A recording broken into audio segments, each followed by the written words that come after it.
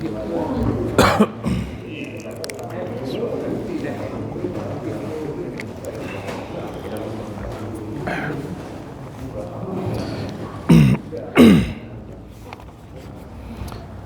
billahi minasyaitonir rajim. Bismillahirrahmanirrahim. Assalamualaikum warahmatullahi wabarakatuh. Alhamdulillah wassalatu wassalamu ala Rasulillah. Asyhadu an la ilaha illallah wahdahu la syarikalah wa asyhadu anna Muhammadan abduhu wa rasuluhu la nabiyya ba'dah. Rabbi syrah li sadari wa yassir li amri wahlul 'uqdatam min lisani yafqahu qawli, amma ba'd. Mari kita awali sirah kita malam hari ini dengan baca Al-Basmalah. Mohon izin pada jamaah semuanya, agak kita majukan Pak ya, mestinya malam besok, karena subuh dini hari nanti saya betul dapat tugas keluar, mungkin bisa sampai Ahad di sana, makanya kita majukan biar dapat sesi minggu ini gitu Pak ya. Baik, alhamdulillah kita masih di pembahasan Sayyidina Umar bin Khattab. Masuk bahasan yang lanjutan dari bahasan sebelumnya, yaitu tentang teladan dan ketawaduan Sayyidina Umar bin Khattab. Dikisahkan bahwasanya beliau pada satu hari pernah berjalan dengan seorang sahabat yang bernama Al-Jarud. Di tengah jalan, Sayyidina Umar dengan Al-Jarud bertemu dengan seorang nenek-nenek. Bertemu dengan nenek-nenek tersebut, dan perempuan tua tadi ini mengucapkan salam kepada beliau dan beliau menjawabnya. Kemudian wanita ini berkata, "Wahai Umar, dulu aku melihatmu saat itu engkau masih bernama Umair." Umair ini kalimat, kalau Umair itu ketika seseorang masih kecil, Umair itu maksudnya Umar kecil gitu ya, panggilan gitu ya, Umair. Maka kata perempuan tua ini, "Aku dulu pernah melihat waktu kamu masih kecil ya, waktu kamu masih kecil di pasar Ukas, engkau berkelahi dengan anak-anak. Waktu belum berlalu hingga engkau telah bernama Umar." Artinya ibu ini tadi mengikuti gitu ya, seperti kita lihat dulu kamu masih kecil, tahu loh nakal kamu dulu, tahu saya. Nah, kurang lebih begitulah. Maka dan sekarang engkau sudah menjadi, kemudian engkau berlalu hingga sekarang menjadi Amirul Mukminin, dari nakal gitu ya, dewasa, remaja, sampai akhirnya menjadi Amirul Mukminin. Perempuan ini bernasihat dengan satu kalimat, "Wahai Umar, bertakwalah kepada Allah. Bertakwalah kepada Allah terhadap rakyatmu, ketahuilah bahwa siapa yang takut mati dia akan takut kehilangan." Nah, ini sebuah kalimat yang penting Pak ya.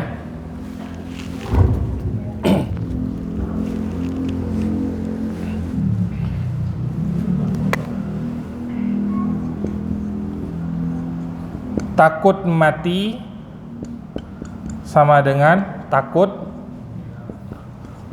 kehilangan. Apa nih yang kehilangan, Pak? Yang kehilangan apa nih? Dunia. Kalau harta itu terlalu spesifik, Pak. Terlalu sempit gitu ya. Tapi ketika kita bilang dunia, semuanya. Maka kalau hari ini kita masih takut mati, berarti apa?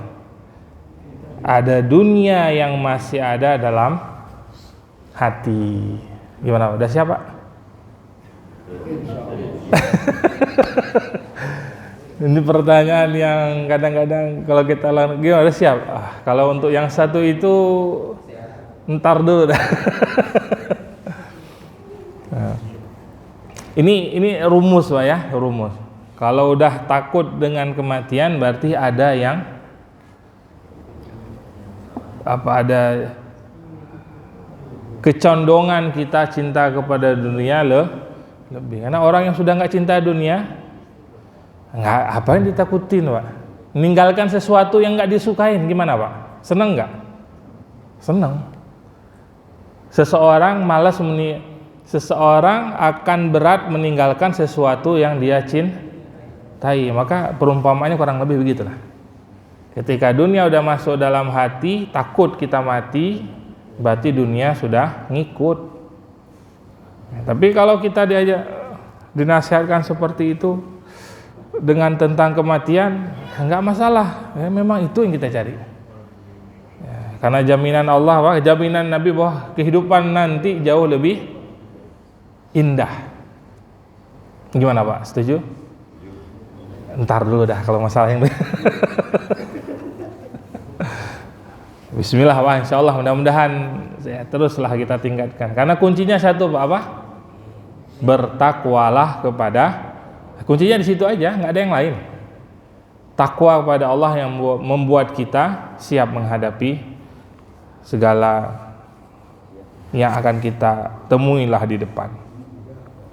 Maka mendengar ucapan tersebut, seorang perempuan tua menasihati Umar yang begitu besar nama beliau gitu, Pak, ya, disegani oleh orang. Ini ada ibu-ibu tiba-tiba nasehatin gitu ya. Al-Jurar ini nggak kenal siapa ini ibu gitu. Umar kenal ini ibu, ya. Maka setelah dinasehatin seperti Umar nangis. Ya, bertakwalah kepada Allah. Ya, terhadap rakyatmu, mestinya jaga rakyatmu, jangan sampai engkau mendolimi mereka. Umar nangis. Al-Jurar yang ikut bersama Nabi marah. Celaka engkau nenek-nenek gitu. Kamu bikin Amirul Mukminin menangis nih. Ya, oleh Umar bin Khattab, Jurat, kamu tahu nggak siapa itu gitu. Ya, jangan sembarangan. Ibaratnya jangan marahin ibu itu gitu. Jangan dimarahin. Kamu tahu nggak siapa dia? Ketahuilah karena lisannya itu tembus ke langit. Karena lisannya turun surah Al-Mujadilah ayat 1 sampai 4. Tuh. Surat Al-Mujadilah ayat 1 sampai 4. Nah, ini masalah rumah tangga, Pak. Ini kita perlu tahu nih. Ya, jangan sampai kita asal ngucap tapi nggak tahu hukumnya. Ini di sini Al-Mujadilah, ketemu, Pak? Al-Mujadilah.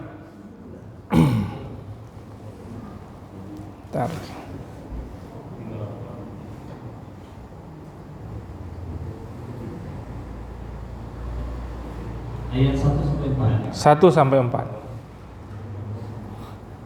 Sungguh Allah telah mendengar ucapan perempuan yang mengajukan gugatan kepadamu Muhammad tentang suaminya dan mengajukan halnya kepada Allah. Dan Allah mendengar percakapan antara kamu berdua. Sesungguhnya Allah Maha mendengar, Maha melihat. Langsung. Orang-orang di antara kamu yang menjihad istrinya, menganggap istrinya sebagai ibunya, padahal istri mereka itu bukanlah ibunya. Ibu-ibu mereka hanyalah perempuan yang melahirkannya. Dan sungguhnya mereka benar-benar telah mengucapkan suatu perkataan yang mungkar dan dusta. Dan sesungguhnya Allah Maha Pemaaf, Maha Pengampun. Dan mereka menjihar istrinya, kemudian menarik kembali apa yang telah mereka ucapkan. Maka mereka diwajibkan memerdekakan seorang budak sebelum kedua suami istri itu bercampur. Demikianlah yang diajarkan kepadamu, dan Allah Maha mengetahui terhadap apa yang kamu kerjakan. Maka barang siapa tidak dapat memerdekakan hamba sahaya, maka dia wajib berpuasa 2 bulan berturut-turut sebelum keduanya bercampur. Tetapi barang siapa tidak mampu maka wajib memberi makan 60 orang miskin. Demikianlah agar kamu beriman kepada Allah dan Rasul-Nya. Itulah hukum-hukum Allah. Dan bagi orang-orang yang mengingkarinya akan mendapat azab yang sangat pedih. Nama perempuan ini Khawlah binti Sa'labah. Khawlah binti Sa'labah. Dia punya suami yang sudah tua, namanya Aus binti As-Samit. As-Samit. Aus binti As-Samit. Pada satu hari, Khawlah ini pernah melakukan sesuatu yang membuat suaminya marah. Ya, cuma nggak dikisahkan apa gitu yang dilakukan, tapi membuat suaminya marah sampai terucap kata-kata dari lisannya, engkau ibarat punggung ibuku bagiku. Engkau ibarat punggung ibuku bagiku. Maksudnya, ini kalimat ini dalam bahasa fikih disebut dengan zihar, menyamakan istri kita dengan ibu kita. Paham ya? Yang menyamakan istri kita dengan ibu kita, menzihar namanya. Maka setelah kejadian itu, Aus tadi habis selesai marah keluar dia. Keluar rumah, setelah keluar rumah dia ngumpul dengan teman-temannya, terus nggak lama pulang. Habis pulang, terus minta. Ya paham lah Pak ya, nggak usah dilanjutin. Minta. Udah balik semua nih.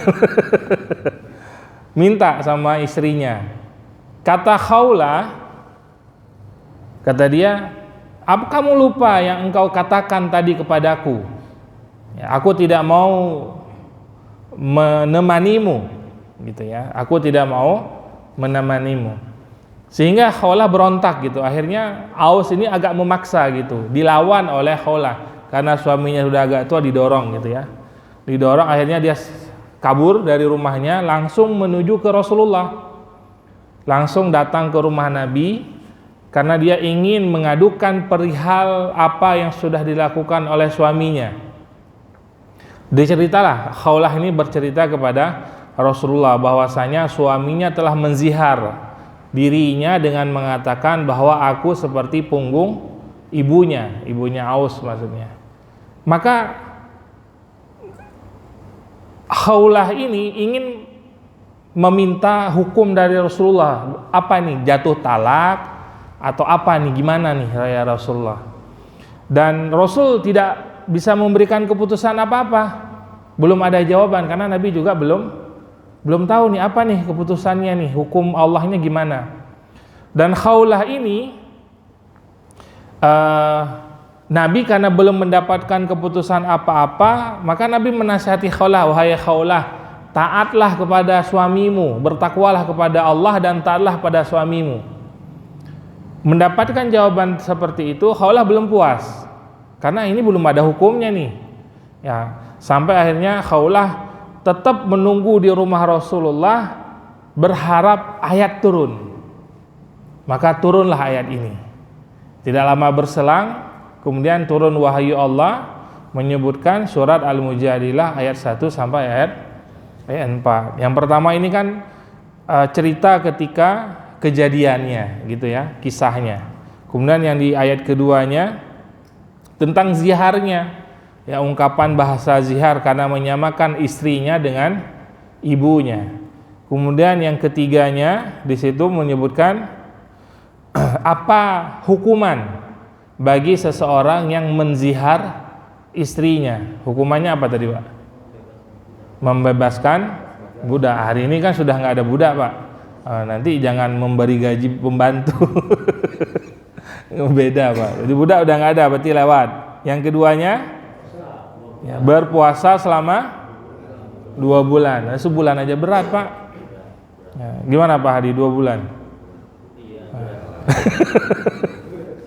Sebulan aja empot-empotan Pak ya. Itu 2 bulan Pak, nggak boleh putus Pak. Nggak boleh putus, 2 bulan full 60 hari. Sehari putus, hari ke 59. batal, ulang dari awal. Nah itu kalau denda begitu, kalau hukuman begitu Pak. Jadi nggak ada ceritanya 2 hari, sebulan ini 10 hari, besok 10 hari, enggak.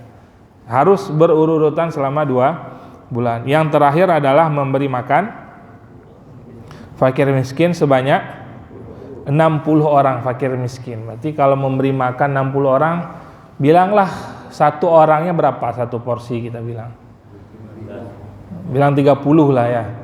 Nah, 30 kali 60 1.800.000 ya, kurang lebih segitulah. Nanti ada kisah yang lain Pak, yang kisah yang sahabat hubungan suami istri di bulan Ramadan ngadu kepada Rasulullah, puasa 60 hari, nggak kuat ya Rasulullah, ini 30 hari saja bolong. 60 hari. Oh udah, kalau begitu kamu sedekah kepada fakir miskin ya Rasulullah. Di kampungku aku yang paling miskin. Kata Nabi, ini udah miskin. Bikin masalah bulan Ramadan. Akhirnya kata Nabi apa? Nabi yang ngasih Pak, ini kurma nih, bagikan kepada keluargamu. Ya sudah, udah berbuat salah, dapat tunjangan. Nah ini kisah kisah yang lain Pak ya. Baik. Satu kali. Segitu aja berat Pak. Ya dengan pukul rata kita gitu Pak ya. Ya UMR ya. Berat Pak ya buat orang-orang yang kurang, karena biasanya ini guyonan Gus Baha gitu ya. Guyonan Gus Baha Pak. Kenapa orang yang kurang ada punya banyak anak Pak? Karena itulah hiburannya. Paham maksudnya Pak? Paham ya? Kalau kita kan banyak healing kemana-mana mungkin ya, bosan sini ke sana. Ya kalau orang yang kurang pas-pasan, ya mau ngapain? Ya itulah hiburannya. Ada yang bingung, ya udah biarkanlah. Ada yang bingung. Jadi itu hiburan Pak. Kemudian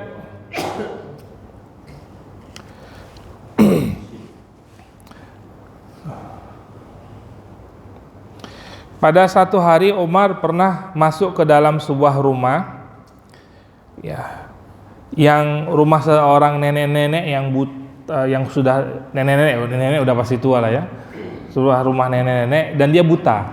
Apa yang dilakukannya? Umar itu membersihkan rumahnya dan merapikan rumah tersebut. Ini pemimpin loh Pak, Amirul Mukminin nih.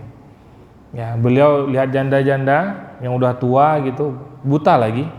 Beliau yang merapikan rumahnya dan mempersiapkan semua kebutuhan ibu ini tadi yang sudah tua ini. Maka seorang sahabat bertanya, datang ngikutin gitu ya, Tolha. Tanya, apa yang dilakukan oleh Umar wahai nenek gitu ya, diceritakanlah. Jadi banyak amalan-amalan Umar yang dulu itu Pak, yang namanya belusukan itu bukan untuk dipamerin Pak. Kalau belusukan itu sudah dipamerin, itu namanya apa? Bahasa kita pencitraan. Kalau bahasa yang sederhananya Pak, karena kalau nggak kita lihat dia nggak akan lakukan. Masuk Pak ya? Pencitraan itu apa? Sesuatu yang apabila nggak ada yang lihat, nggak dilakukan. Lihat dulu baru dilakukan. Makanya kalau orang-orang yang sudah terbiasa dengan belusukan, mereka nggak perlu pamer. Cukuplah orang yang bercerita di belakangnya. Dan itu pun mereka nggak mengharapkan itu, karena itu bagian dari tanggung jawabnya. Kemudian pernah satu hari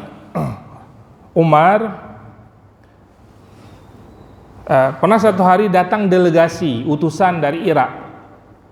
Ketika itu Sayyidina Umar dengan berselimut selembar kain sedang menandai seekor unta zakat. Nah, ini bicara tentang unta zakat. Kenapa beliau sangat perhatian Pak dengan unta zakat? Karena yang akan makan unta tersebut adalah para fakir miskin. Bukan ke untanya sebenarnya beliau, tapi lebih kepada orang yang akan menikmati unta ini. Daging itu yang akan dinikmati oleh fakir miskin, itu yang beliau jaga. Makanya kan kisah yang sebelumnya ada 2 ekor yang beliau halau padahal cuacanya sedang sangat panas. Nah, ini ada onta yang sedang ditandain gitu ya. Kalau kita seperti mau Idul Kurban kan ngasih nomor, Pak. Nomor 1, 2, 3 gitu ya. Ini sedang ditandain. Maka di salah satu delegasi tersebut ada namanya Ahnaf. Ya, beliau ngajak, ayo Ahnaf. Kemudian sahabat-sahabatnya menyampaikan seperti ini, ya Rasulullah, biarkan kami saja yang melakukan pekerjaan ini. Ya, jangan sampai engkau gitu ya.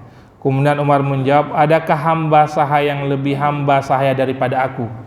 Coba bahasa beliau, adakah ada hamba sahaya yang lebih hamba sahaya daripada aku? Pada prinsipnya Amirul Mukminin atau seorang pejabat itu dia berkhidmat kepada rakyatnya, maka posisi dia jauh rendah di bawah rakyat karena berkhidmat, melayani, bukan hari ini pejabat datang dihormatin begini begitu Pak ya, makanan yang nggak ada diada-adain buat mereka selesai mereka pulang, kita ditinggalin begitu saja. Makanya sekarang terbolak-balik. Sayyidina Umar concern benar beliau dengan posisi Amirul Mukminin, karena bagi beliau pas awal diangkat itu kan nangis Pak. Nangis bukan karena bahagia Pak, nangis musibah ini, karena pertanggungjawabannya berat. Hari ini kita lomba. Yang lucunya orang yang belum pantas lah ya untuk berkompetisi maju di situ, gimana ceritanya nanti. Nabi sendiri umur 40 tahun Pak. Umur 40 itu bukan hanya sebatas angka Pak ya. Kalau dalam bahasa sirah Pak, umur persiapan. Umur 40 itu umur kematangan seseorang dalam memimpin. Bukan nggak boleh anak muda memimpin, sangat boleh. Tapi lihat kapabilitas. Kemudian ada kisah unik nih Pak, ketika penaklukan Baitul Maqdis Pak, onta yang kuda yang beliau tunggangin itu jalannya itu tegap Pak. Kan onta perang itu tahu Pak ya, yang perang onta buat, kalau yang sering kita lihat yang buat kompetisi itu kan tinggi-tinggi tuh, hampir 2 meter tingginya dan badannya kan tegap-tegap. Nah, onta ini ketika akan masuk ke wilayah Baitul Maqdis itu tegak Pak, lehernya itu tegak, terlihat seperti orang yang sombong gitu Pak. Oleh Sayyidina Umar digeplakin, pok gitu. kudanya itu dipukul, jangan sombong tuh Pak. Dengan kudanya saja beliau begitu, jangan terlihat ya, kalau mau hebat ya sudah biasa aja gitu, biasa aja. Kudanya digeplak gitu, diturunin, maksudnya leher yang tinggi itu suruh turun ke bawah gitu, biasa aja. Ya, nanti ada kisahnya tersendiri ketika Sayyidina Umar masuk ke Baitul Maqdis ya. Ini masih cerita Pak onta yang kena geplak gitu ya. Kemudian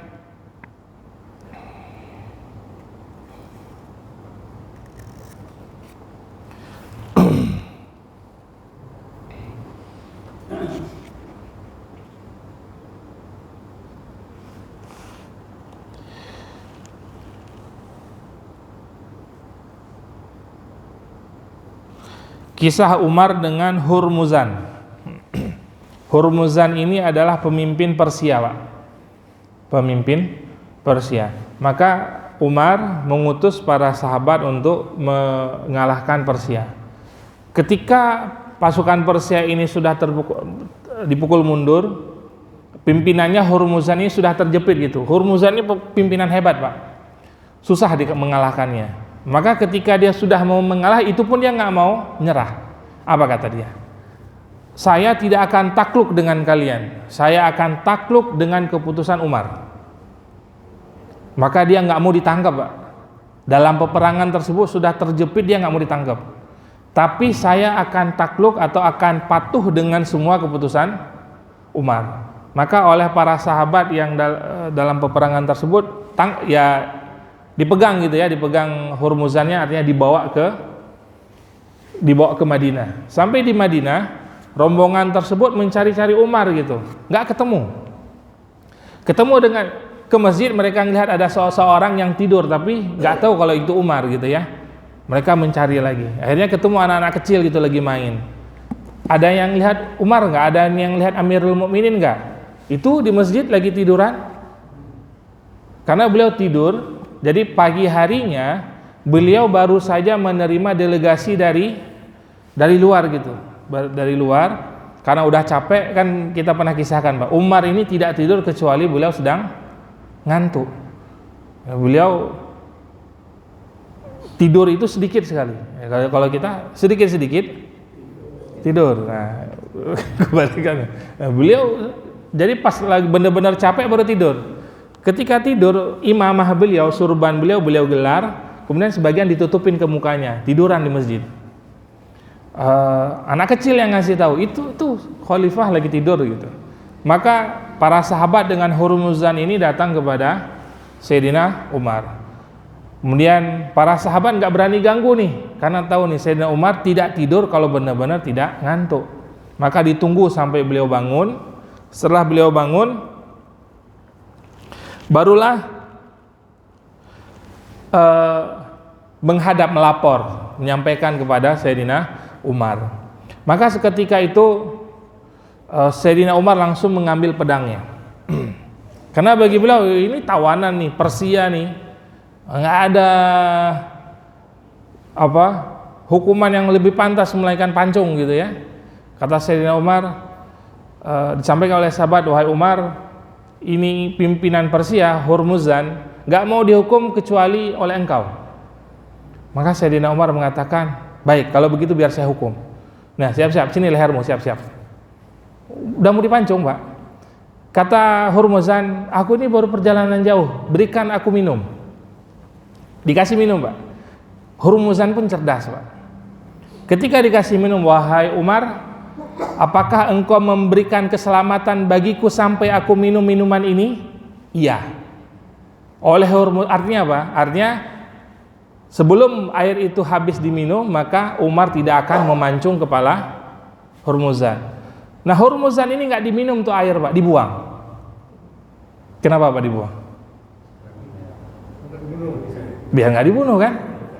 Kan tadi nanya kan, apakah engkau memberikan jaminan bagiku sampai minuman ini habis aku minum? Iya, kata Umar. Maka Hurmuzan dibuang tuh air. Habis dibuang, Sayyidina Umar, oh sudah, udah saya pancung nih. Pas mau dipancung, kata Hurmuzan, Umar, apakah engkau lupa tadi engkau memberikan jaminan bagiku sebelum air ini habis aku minum, engkau tidak akan memenggalku. Wah, kata Umar, enggak, aku enggak ngomong begitu.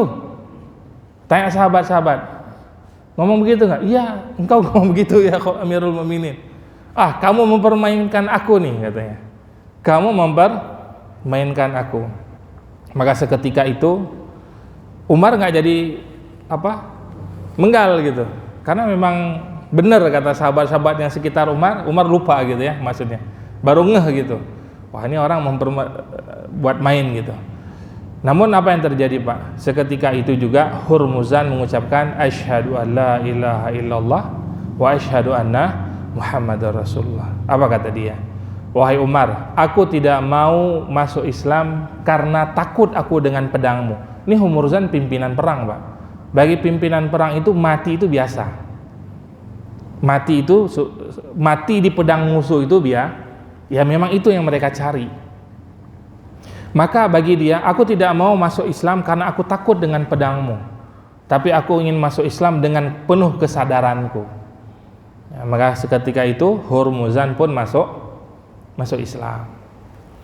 Kemudian kisah berikutnya adalah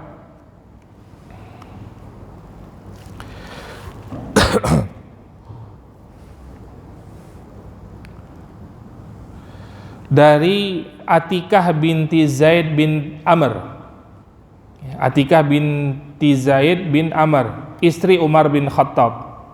bahwa dia meminta izin kepada Umar bin Khattab untuk pergi ke masjid. Istri Umar nih minta izin ke Umar untuk pergi ke masjid. Namun perlu kita ketahui bahwa Sayyidina Umar ini orang yang paling pencemburu, Pak. Cemburu banget, istri beliau nggak boleh keluar gitu, nggak boleh kemana-mana kalau tanpa beliau. Dan ini beliau, makanya kan ketika Nabi bermimpi bertemu dengan bidadari di istananya Umar, apa yang dilakukan Nabi? Langsung Nabi berpaling muka. Kenapa? Karena Nabi tahu ini kan bidadarinya Umar nih. Nabi nggak mau Sayyidina Umar cemburu. Itu di mimpi loh, Pak. Ya, mimpi. Cuma kan mimpi Nabi ini mimpi kebenaran, Pak ya. Ru'yatus shadiqah gitu ya, mimpi sebuah kebenaran. Nggak mungkin nggak benar gitu, pasti kejadian. Nah, kejadian ini ketika Atikah istri beliau ingin minta izin ke masjid. Maka awalnya Sayyidina Umar nggak mengizinkan. Terus ditanya apa alasanmu tidak mengizinkan aku untuk pergi ke masjid? Maka Sayyidina Umar mengatakan bahwa Nabi pernah bersabda, la tamna'u ima Allahi masajidallah. Janganlah kalian melarang hamba-hamba wanita Allah untuk datang ke masjid-masjid Allah. Artinya perempuan kalau mau datang ke masjid boleh nggak? Boleh. Walaupun sebenarnya perempuan sendiri, bagi mereka rumah itu di mana mereka menggelar sejadah, disitulah masjid mereka. Namun apabila mereka ingin ke masjid pun tidak boleh dilarang. Namun Sayyidina Umar karena seorang pencemburu nggak pingin gitu. Tapi ketika ditanya apa yang membuat engkau melarangku, ya nggak ada sih sebenarnya, nggak ada alasan, karena Nabi pun melarang aku bagimu untuk pergi ke masjid. Maka, nah di sini perlu kita ketahui, Pak, Sayyidina Umar juga pingin menjaga banget gitu ya, bagi seorang suami ada harus punya sifat namanya dayus. Tahu Pak dayus? Pernah dengar? Pencemburu. Kalau suami memiliki sifat, kalau suami istri masih punya rasa cemburu, ini berarti masih sehat, Pak. Berapapun usianya. Gitu Pak ya. Bukan ketika tambah tua, udah nenek-nenek udah siapa ya. Tapi dalam konsep keluarga, laki-laki itu harus punya sifat cemburu, Pak. Kalau ada, itu bagus, sehat berarti, normal sebagai seorang suami. Kalau sudah hilang rasa cemburu, istrimu kemana, itu terserahlah, pergilah. Nah, itu patut dicurigain, Pak, antara dua. Ya, sudah, silakan ditafsirkan antara dua itu, Pak ya. Nah, bahkan dalam hadis Nabi dikatakan tidak akan masuk surga 3 golongan. Orang yang tidak sholat, kemudian yang kedua orang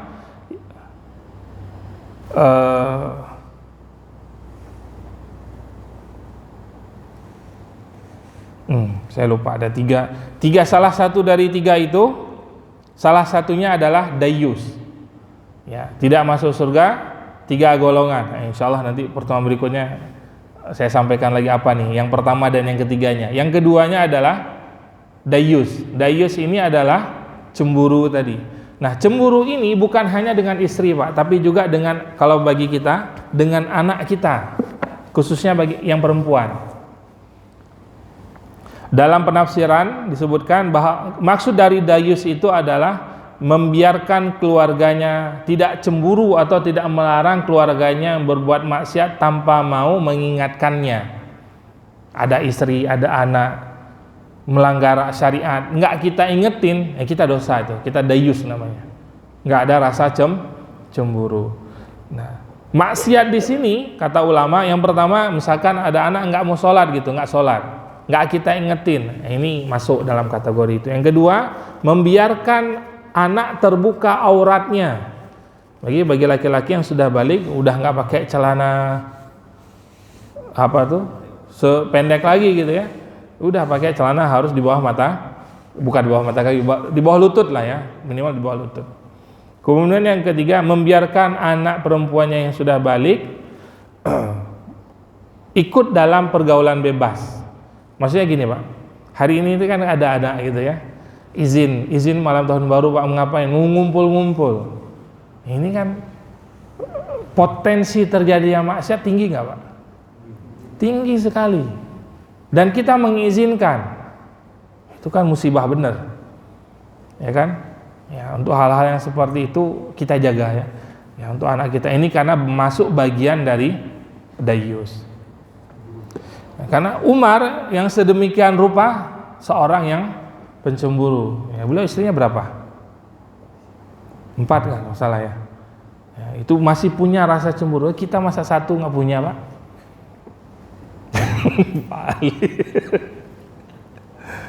Satu aja kita jaga dengan baik lah.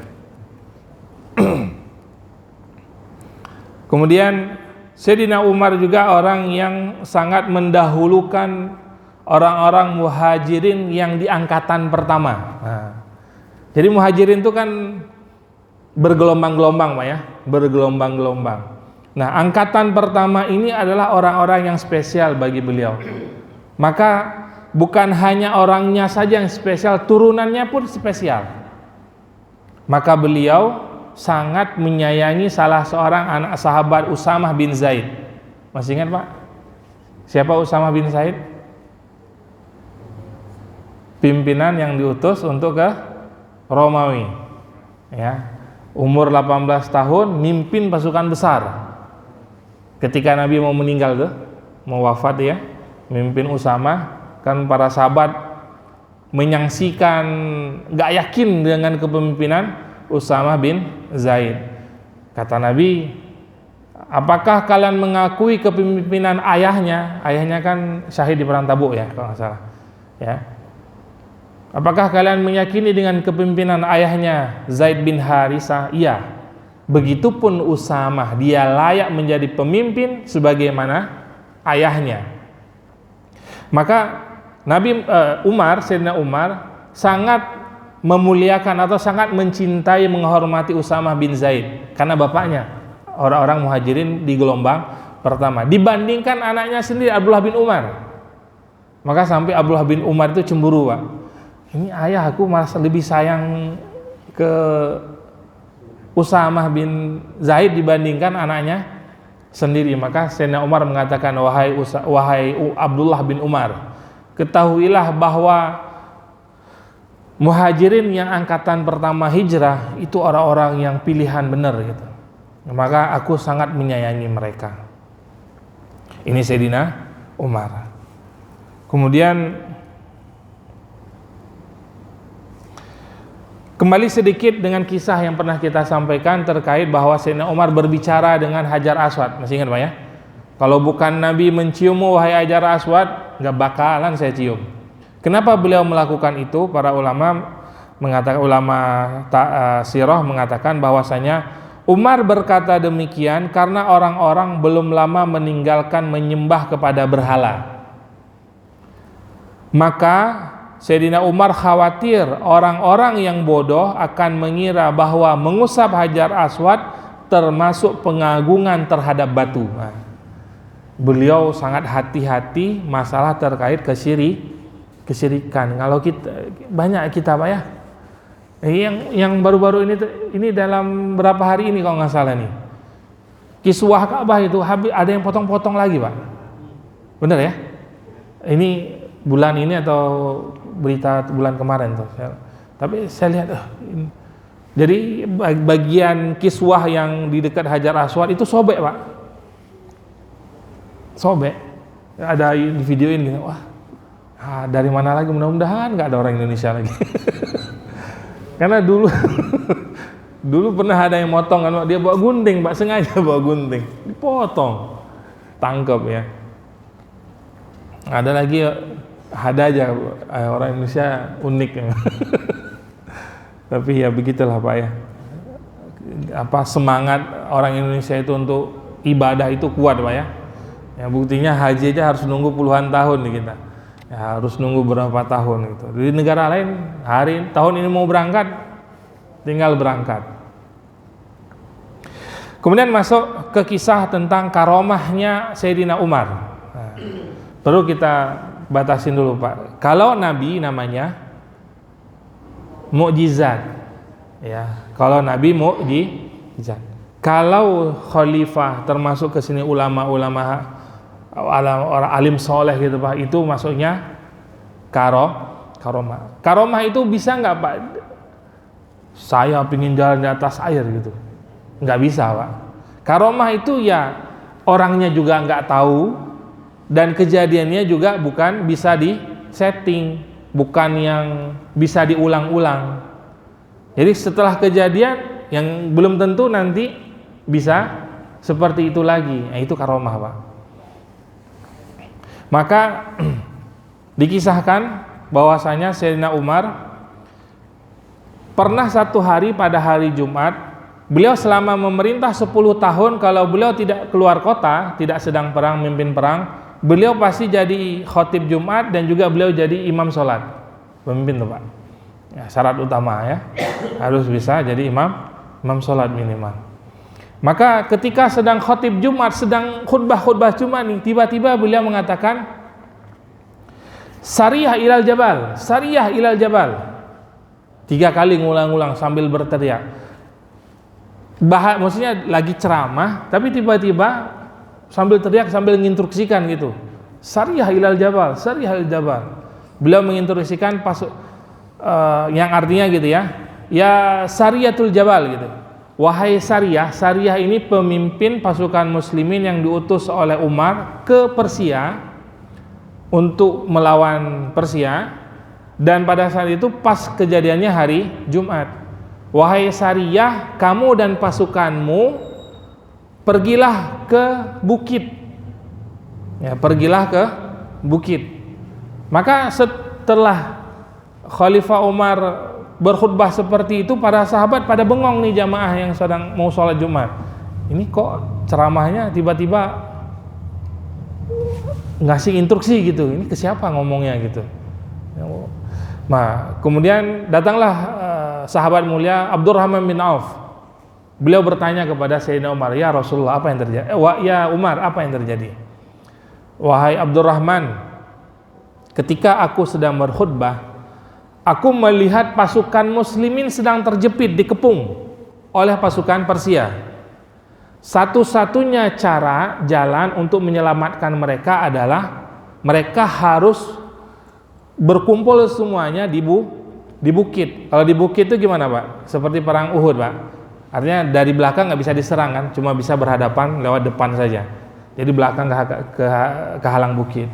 Maka aku memerintahkan pasukan Sariyah itu untuk merapat ke bukit supaya tidak dikepung gitu, supaya lepas dari kepungan. Karena kejadian itu tidak lama, kurang lebih 1 bulan setelahnya, datang nih pasukan Sariyah ini datang ke Madinah, lapor kepada Sayyidina Umar. Wahai Sayyidina Umar, ketika sedang terjadi perang, kami sedang dikepung, kami mendengar dengan suara yang sangat kencang, ya Sariyah Jabal, ya Sariyah Jabal. Wahai Sariyah, berlindung ke bukit, berlindung ke bukit. Kemudian Sariyah mengatakan, wahai Umar, apakah itu suaramu? Beliau posisinya di Madinah, sedangkan Persia itu di mana Pak? Di Iran. Itu jaraknya berapa? 1000 kilo lebih itu Pak. Jadi ini diantara karomah yang pertama. Beliau bisa memimpin pasukan dari Madinah. Kalau kita hari ini ada yang begitu, hebat Pak.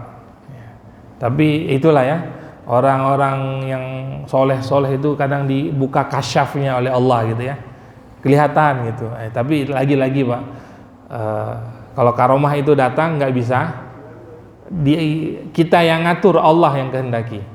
Kita nggak bisa ngatur, Allah yang kehendaki. Ada banyak lagi nanti, ada beberapa kisah karomah beliau, termasuk nanti gempa Pak. Lagi gempa Pak, dipukul begini Pak, pakai botol minum tempat susu beliau. Ini beliau lagi berdiri, terjadi gempa di mana kencang, dipukul begini pukul. Kata Umar, gempa, ada Umar di sini. Bukankah Umar telah memimpin dengan penuh keadilan? Berhentilah, jangan digoncang lagi nih. Berhenti Pak. Nah, kita coba Pak. Dari gempa mukul-mukul ya. Saya khawatir kalau di gempa kabur semua kita. Nanti ada lagi kisah karomah Umar apa? Air Nil itu tiap tahun itu nggak mau naik ke atas. Dia kalau tiap bulan ada bulan tertentu, dia akan naik kalau dikasih korban. Korbannya apa? Perempuan yang masih perawan diberikan dengan perhiasan, didorong ke dalam Nil, baru air Nil akan naik. Nah, nanti Sayyidina Umar nulis surat Bismillahirrahmanirrahim sampai insyaallah nanti pertemuan berikutnya kita jelaskan secara lengkap ya apa karomahnya Sayyidina Umar bin Khattab. Mudah-mudahan kita semua diberikan kesehatan. Insyaallah bertemu kembali pekan yang akan datang insyaallah Pak ya. Wallahu a'lam bishawab. Assalamualaikum warahmatullahi wabarakatuh.